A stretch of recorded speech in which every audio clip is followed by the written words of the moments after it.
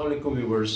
हमारा जो पिछला व्लॉग था, पिछले जो हमारी डिस्कशन का जो हमारा टॉपिक था वो था गैस्ट्रोएंटेराइटिस, यानी मैदे और आंत के इन्फेक्शन और इसकी अलामात और उनके नतीजे में पैदा होने वाली जो कॉम्प्लिकेशंस हैं, उनको हमें कैसे उनको हैंडल करना चाहिए, कैसे उनके साथ हमें उनकी हिफाजत में हमें अपना रोल प्ले करना चाहिए। अच्छा, आज का जो हमारा टॉपिक है वो है डाइसेंट्री जिसको बोलते हैं, ठीक है। डिससेंट्री भी बोलते हैं इसको, ठीक है।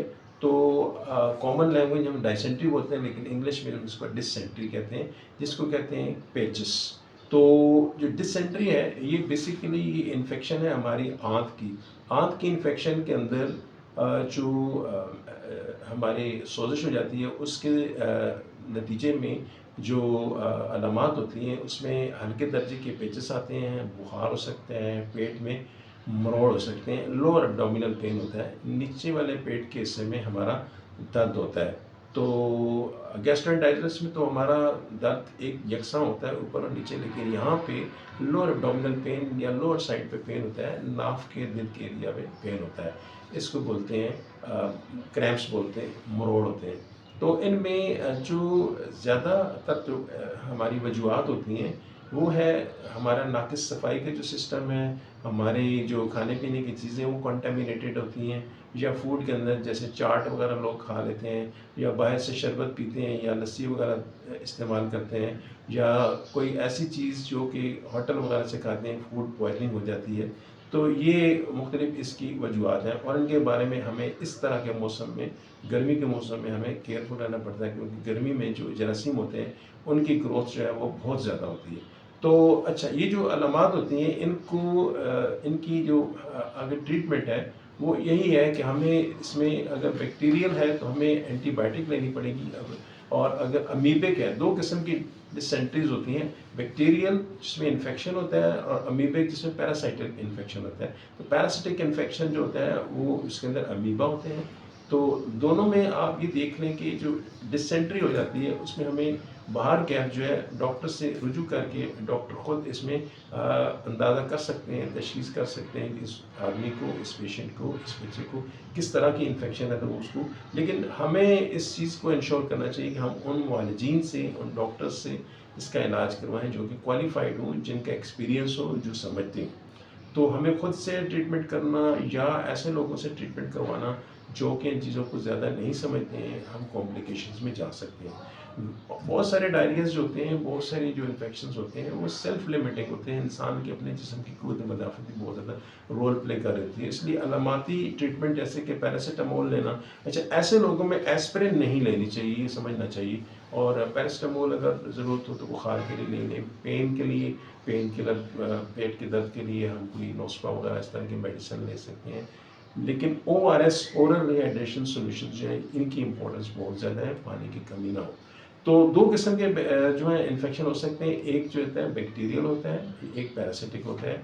जो बैक्टीरियल डिसेंट्री है वो जल्दी ठीक हो जाती है, उसमें अलामात निस्बतन कम होती हैं, मोशन कम होते हैं।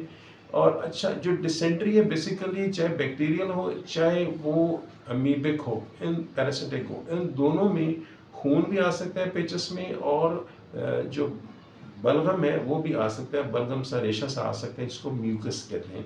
वो हमारी आंतों के अंतड़ियों के अंदर के एरिया से खारिज होता है। तो अच्छा, जो बैक्टीरियल डिसेंट्री है वो निस्बतन ज़्यादा उसमें वो जल्दी ठीक हो जाती है, अलामात उसमें निस्बतन हल्की होती हैं, मोशन वगैरह आते हैं, कभी ब्लड आ भी सकता है, म्यूकस आ भी सकता है, कभी नहीं भी आता।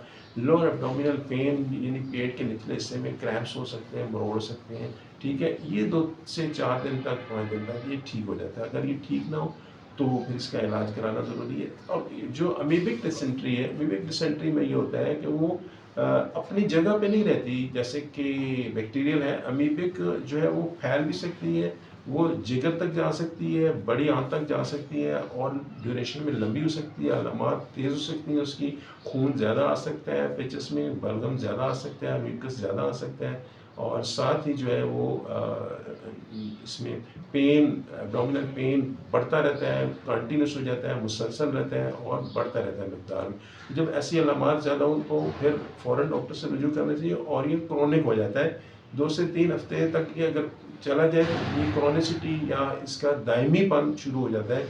इसलिए ऐसे लोगों में इलाज में बड़ी फिर बाद में रुकावटें पेश आती हैं और वो वीकनेस, और बाज़ अगर ये कहते हैं कि जिसको कहते हैं अमीबिक एब्सेस, कि उसके जो जिगर के अंदर फोड़ा भी बन सकता है, क्योंकि बहुत ज़्यादा अमीबा वहाँ जाके जमा हो जाए आँत से निकल के, तो वहाँ वो एक किस्म की इन्फेक्शन पैदा करते हैं, फोड़ा बना देते हैं, जिसको काफ़ी कॉम्प्लिकेशन के बाद जो है वो ट्रीट किया जा सकता है।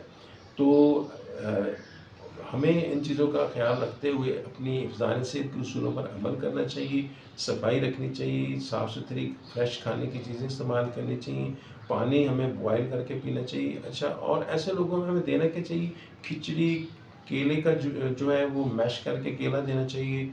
चावलों का जो पानी है, उबले चावलों का पानी जिसको हम पिच कहते हैं, तो वो देनी चाहिए। और ऐसे लोगों को हम दलिया, साबूदाना और ब्रेड वगैरह इस्तेमाल करा सकते हैं, रस्क वगैरह इस्तेमाल करा सकते हैं। और पानी, उसको सादा पानी इतना हो सके पिलाएं, शिकंजी वगैरह इस्तेमाल कराएं, ओआरएस इस्तेमाल कराएं। और अगर ज़रूरत हो तो हम डॉक्टर से रुजू करें। और ऐसे में अगर हमें जो इन्फेक्टिव डायरिया जो होता है, जिसको डिसेंट्री कहते हैं, इसमें रिंगर सॉल्यूशन जो होता है, रिंगर्स लैक्टेटेड सॉल्यूशन जो होता है, इसकी ड्रिप लगवा के हम अपने जो नमकियात हैं, जो हमारे पानी की कमी है, हम उसको रिप्लेस कर सकते हैं। तो इसी के साथ इजाज़त चाहते हैं। बहुत शुक्रिया। अल्लाह ताला आप हामी बनाए।